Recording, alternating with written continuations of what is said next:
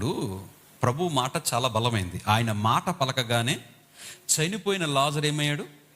దిగ్గులు లేచాడు కదా.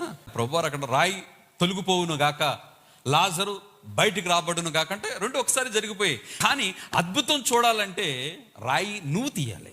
ఇక్కడ ప్రభువారి కోరుకుంది ఏంటంటే, అక్కడ చెప్పారు ఏంటంటే, ఇగో మీరు ఒక అద్భుతాన్ని చూడబోతున్నారు, దేవుని మహిమను మీరు చూడబోతున్నారు, దేవుని ఆశ్చర్యకరమైన కార్యం జరగబోతుంది.